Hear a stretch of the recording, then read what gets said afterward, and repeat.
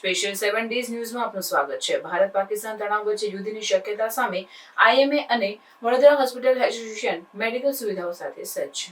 ભારત અને પાકિસ્તાન વચ્ચે ચાલી રહેલી તણાવભરી સ્થિતિ વચ્ચે યુદ્ધ શરૂ થાય તો ઇન્ડિયન મેડિકલ એસોસિએશન અને વડોદરા હોસ્પિટલ એસોસિએશન તમામ મેડિકલ સુવિધાઓ સાથે સજ્જ થઈ રહ્યું છે। અલબત્ત વડોદરાના ઓર્થોપેડિક સર્જન, ફિઝિયોથેરાપી અને એનેસ્થેશિયા તબીબો મળી 15 તબીબોની યાદી તૈયાર કરવામાં આવી છે।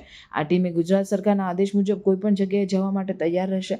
અલબત્ત વડોદરાની 191 હોસ્પિટલો પર રેડ ક્રોસ લગાવવામાં આવશે। ઇન્ડિયન મેડિકલ એસોસિએશન વડોદરાના પ્રમુખ મિતેશ શાહે જણાવ્યું હતું કે ભારત અને પાકિસ્તાન વચ્ચે સંભવિત યુદ્ધને ધ્યાનમાં રાખી આઈએમએ અને વડોદરા હોસ્પિટલ એસોસિએશન વચ્ચે બેઠક યોજાઈ।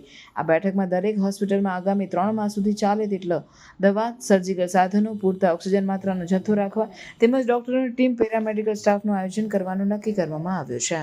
Vadodara hospital association IMA Vadodara દ્વારા કાલે એક નોટિફિકેશન જાહેર કરવામાં આવ્યું કે વડોદરાની તમામ હોસ્પિટલો કે જે 25 બેડથી પણ વધારે કેપેસિટી ધરાવતી હોસ્પિટલો છે એ પોતાના ત્યાં એક્સપર્ટ ડૉક્ટરની ટીમ સાથે સાથે નર્સિંગ ટીમ, ઓક્સિજનની માત્રા, દવાઓનો જથ્થો પૂરતા પ્રમાણમાં સ્ટોક કરી રાખો।